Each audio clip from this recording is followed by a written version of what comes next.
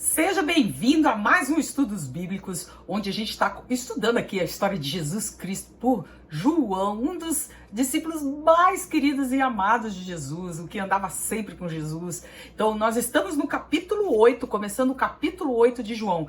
Você pega a sua Bíblia aí, vamos começar. Se não tiver Bíblia, não se preocupe, que eu vou ler a Bíblia, nós vamos ler o capítulo, vamos fazer uma pequena reflexão para que a gente cada vez mais possamos ter uma vida mais em paz, uma vida tranquila, em nome de Jesus, não é verdade? E não esqueça de se inscrever aqui no canal, ativa o sininho para você não perder nada. Toda terça-feira às 19 horas, ou a gente tem vídeo, ou a gente tem live aqui no canal, beleza? Então, Vanessa, eu tenho Bíblia, mas eu não sei como ler a Bíblia, eu não sei nada da Bíblia. Não tem problema, você vai pegar a sua Bíblia, você vai no sumário da sua Bíblia. Nós temos aqui o Antigo Testamento e o Novo Testamento. Você vai em Novo Testamento e você vai buscar João. João é o quarto. Você vai olhar qual é o número da página, vá até essa página. E você vai observar que quando você chega nessa página, nós temos aqui o capítulo 1, né? Que é o número grande, olha ali, ó, bem ali no cantinho, capítulo 1. Você vai folhear até achar o capítulo 8, esse número grandão aqui, ó, 8. Nós vamos ler este capítulo para a gente poder fazer a nossa reflexão, tá? Muito bem, vamos continuar. Jesus, porém, foi para o Monte das Oliveiras. Ao amanhecer, ele apareceu novamente no templo. Aqui estava dizendo que os líderes judeus não estavam acreditando em Jesus. E ele já estava pregando o evangelho nessa época. Ao amanhecer, ele apareceu novamente no templo, onde todo o povo se reuniu ao seu redor, e ele se assentou para ensiná-los. Os mestres da lei e os fariseus trouxeram-lhe uma mulher surpreendida em adultério. Fizeram-na ficar em pé diante de todos e disseram a Jesus: Mestre, essa mulher foi surpreendida em ato de adultério. Na lei de Moisés, nos ordena apedrejar tais mulheres. E o Senhor o que diz? Eles estavam usando essa pergunta como armadilha, a fim de terem uma base para acusá-lo. Mas Jesus inclinou-se e começou a escrever no chão com o dedo. Visto que continuava a interrogá-lo, ele se levantou e lhe disse: Se algum de vocês estiver sem pecado, seja o primeiro a tirar a pedra nela. Inclinou-se novamente e continuou a escrever no chão. Os que o ouviram foram saindo, um de cada vez, começando pelos mais velhos. Jesus ficou só com a mulher em pé diante dele. Então Jesus pôs-se em pé e perguntou-lhe: Mulher, onde estão eles? Ninguém a condenou? Ninguém, Senhor, disse ela. Declarou Jesus: Eu também não a condeno. Agora vá e abandone a sua vida de pecado. Sabe como tem pessoas que estão vivendo uma vida achando que são as piores pessoas do mundo, que estão fazendo tudo errado, que Deus não a ama, que Deus não a quer, que Deus vai trazer o pior para elas. Cuide isso. Jesus aqui, ele está dizendo que ele é manso, ele é humilde e ele é de coração. Isso quer dizer, ele tem amor, ele é Deus, Deus é amor. Então, se Deus é amor, ele quer, ele não condena. Quem tem o hábito de condenar são os seres humanos. Falando novamente ao povo, Jesus disse: Eu sou a luz do mundo. Quem me segue nunca andará em trevas, mas terá a luz da vida. Olha só o que Jesus está dizendo. Se você entregar sua vida a Jesus, se você crê que Ele veio ao mundo para nos salvar, se você tem um entendimento disso, mesmo que a gente vai cometer pecado, a gente tem que se santificar o máximo possível. Mas eu sei que como a gente sofre em função da nossa carne, muitas vezes é difícil a gente não cair. A gente tenta, mas às vezes a gente cai. E pelo fato de cair, e se a gente se arrepender, realmente ir até a cruz, pedir perdão a Jesus, ele vai nos perdoar. E é isso que ele está dizendo aqui. Eu sou a luz do mundo. Quem me segue nunca andará em trevas. Você vai se sentir perdoado. Você vai se sentir em paz. Olha, Jesus Cristo é o príncipe da paz. Ele vai trazer paz para o teu coração. Mesmo embaixo de problemas, muitas vezes a gente se enfia em problemas e não é o diabo que enfia, não é nada. Às vezes somos nós mesmos que nos enfiamos em problemas. E às vezes a gente não tem solução para aquilo. Mas se você estiver com Jesus, ele vai trazer as pessoas certas para você, momentos certos para você. E ele vai te tirar dessa situação. Creia nisso. Continuando. Os fariseus lhe disseram: você está testemunhando a respeito de si próprio. O seu testemunho não é válido. Respondeu Jesus: ainda que eu mesmo testemunhe em meu favor, o meu testemunho é válido, pois sei de onde vim e para onde vou. Mas vocês não sabem de onde vim nem para onde vou. Vocês julgam por padrões humanos. Eu não julgo ninguém. Mesmo que eu julgue, as minhas decisões são verdadeiras, porque não estou sozinho. Eu estou com o Pai que me enviou. Na lei de vocês está escrito que o testemunho de 2 homens é válido.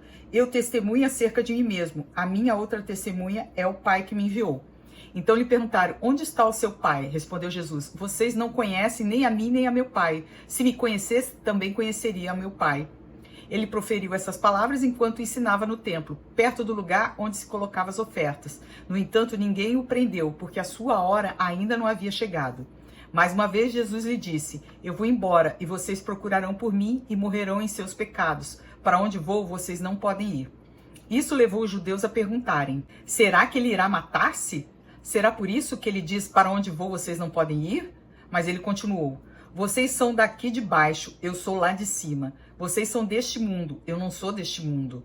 Eu lhe disse que vocês morrerão em seus pecados, se vocês não crerem que eu sou. O que é o eu sou? O eu sou é referência ao nome de Deus. De fato, morrerão em seus pecados. Quem é você? Perguntaram eles. Exatamente o que tem dito o tempo todo, respondeu Jesus. Tenho muitas coisas para dizer e julgar a respeito de vocês, pois aquele que me enviou merece confiança. E digo ao mundo aquilo que dele ouvi.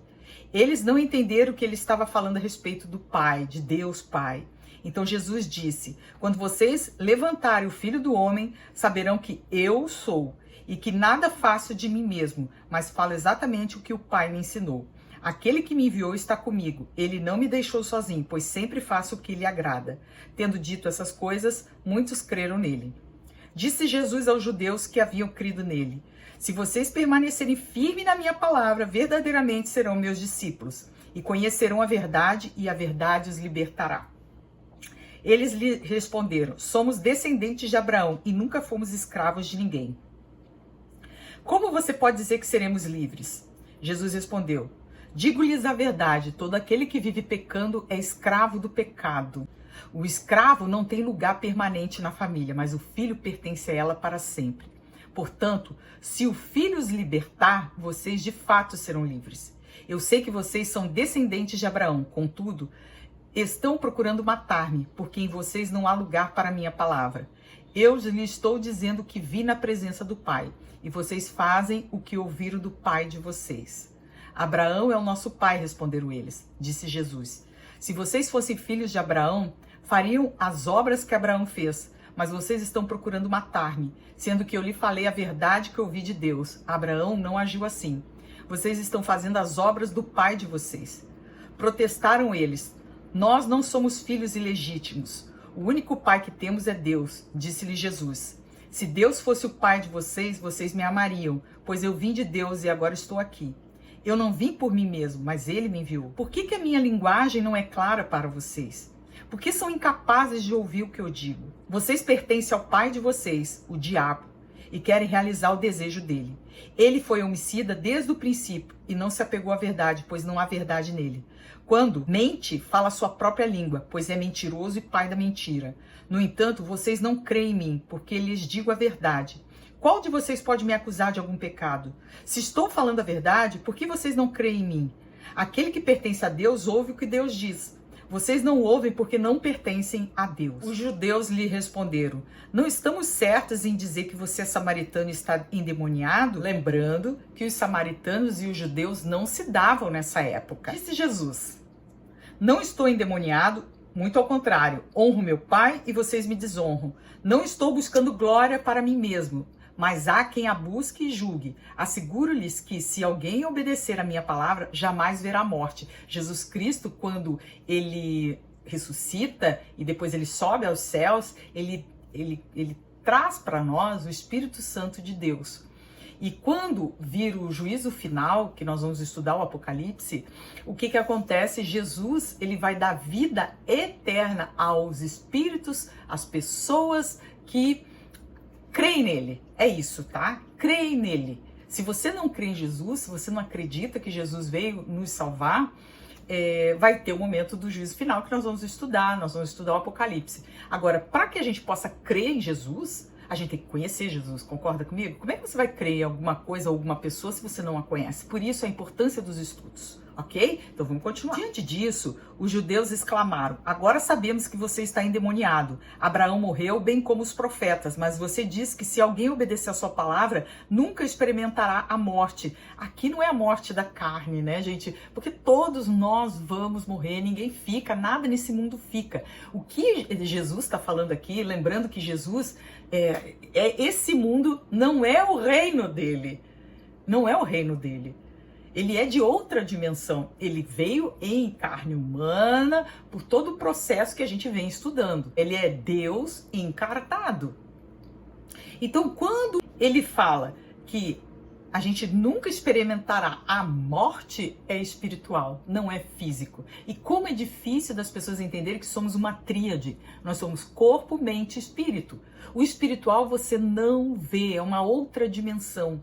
O espiritual é uma energia. E é isso que Jesus está dizendo, que nós vamos viver em espírito eternamente, ok? Então vamos seguindo. Você é maior do que o nosso pai Abraão? Ele morreu bem como os profetas. Quem você pensa que é? Respondeu Jesus. Se glorifico a mim mesmo, a minha glória nada significa. Meu pai, que vocês dizem ser o seu Deus, é quem me glorifica. Vocês não o conhecem, mas eu o conheço. Se eu dissesse que não o conheço, seria mentiroso como vocês, mas eu de fato o conheço e obedeço a sua palavra. Abraão, pai de vocês, regozijou-se porque veria o meu dia, e ele o viu e alegrou-se. Disseram-lhe os judeus: você ainda não tem 50 anos e viu Abraão? Respondeu Jesus: eu lhes afirmo que antes de Abraão nascer, eu sou. Olha como na Bíblia já vem vindo as provas que Jesus é Deus. Jesus estava lá no princípio de tudo, lá em Gênesis, lá quando Deus forma a terra, forma os céus. Deus fala em Gênesis, no capítulo 1, versículo 26, diz assim, ó: então disse Deus: façamos o homem à nossa imagem conforme a nossa semelhança. Façamos. Quem é que estava com Deus fazendo o homem? Nossa, ele não disse faço o homem à minha imagem e semelhança, ele não falou isso. Façamos o homem à nossa imagem, conforme a nossa semelhança. Então Jesus Cristo já estava na criação do mundo, por isso que Deus Pai deu Jesus para nos salvar. Olha que amor. Jesus também nos ama tanto, tanto, que aceitou o desafio, né, de salvar a humanidade. Olha que lindo. É que nem eu, por exemplo, eu gosto de pintar quadros, né? E toda vez que eu termino um quadro, eu fico admirando esse quadro.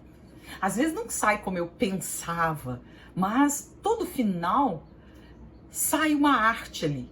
E eu fico admirando essa minha arte. Então, gente, Deus é o Criador. E nós somos a criatura dele.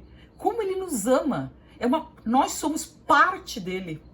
Então, o fato de Jesus Cristo estar com Deus Pai naquele momento, na criação do mundo, Jesus também nos olha com muito amor, com muita compaixão, com muita humildade, com muita mansidão.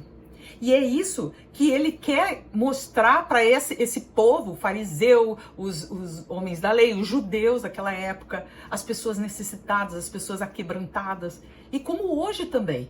Então a gente tem que olhar com muito cuidado a Bíblia, a gente tem que ler com muito cuidado a Bíblia, para a gente poder entender as falas de Jesus Cristo, para que a gente possa ter uma vida em paz. Lembrando que Jesus é o príncipe da paz. Então, se você crê nele, independente da situação que você está vivendo, seja até um problema de saúde grave, você vai passar por isso, mas em paz. Você não vai ter medo de nada, você não vai ter medo da morte, porque você sabe, e quando você tem esse conhecimento, você sabe que o que morre é a nossa carne, e todos nós vamos passar por isso. Mas o fato da gente ter a esperança de estar num lugar que vai ter paz, que vai ter vida eterna, que vai ser uma tranquilidade, não o que a gente vê hoje nesse mundo, é que nos dá aquela tranquilidade da alma. A dor da alma é uma das piores dores que pode ter. É um vazio dentro do peito. Eu tô dizendo isso pra você porque eu sou psicóloga. Então, quando você tem Jesus dentro de você, vai dando uma paz dentro de você. Algo ali vai sendo preenchido, porque o mundo não preenche a alma. O que preenche a alma é o Espírito. O que preenche a alma é Deus, ok? E, para encerrar, ele diz o seguinte: eu lhes afirmo que antes de Abraão nascer, eu sou. Então eles apanharam pedras para apedrejá-lo, mas Jesus escondeu-se e saiu do templo. Então, para encerrar aqui, eu quero dizer para você que Deus te ama. Você foi escolhido de Deus. Depois da pesquisa que eu vi, que o espermatozoide não é aquele que chega primeiro no óvulo, mas sim o escolhido do óvulo. E outra coisa, lembrando sempre que não sou eu, Vanessa, meu óvulo, Vanessa, conscientemente que escolhe aquele espermatozoide.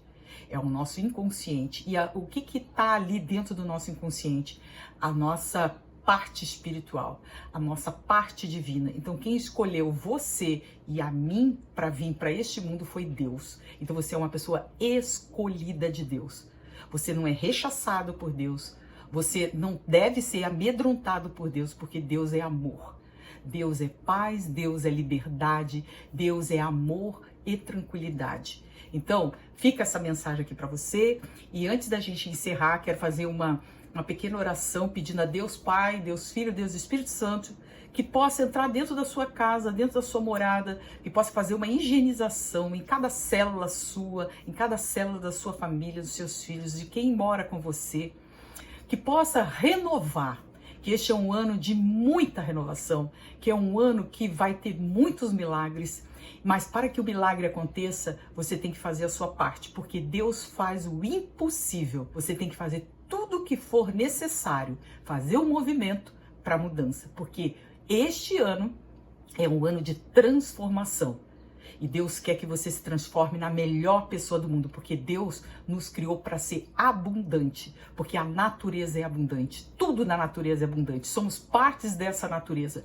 Então pedimos ao Senhor Pai misericórdia, pedimos ao Pai que possa nos mostrar o caminho que Ele quer para nós, que possamos ouvir mais a sua voz. E Pai, muito obrigada por cada pessoa que está aqui ouvindo. Pai, muito obrigada, Senhor, por todo o alimento que o Senhor nos fornece. Muito obrigada pelo nosso trabalho. Se você ainda não tem o trabalho, faça a sua parte, que o impossível vai acontecer. O milagre acontece, mas se abra para esse milagre. Muito obrigada, Senhor. Gratidão por mais um dia de vida e bora viver, porque você é merecedor de abundância, ok? Um beijo.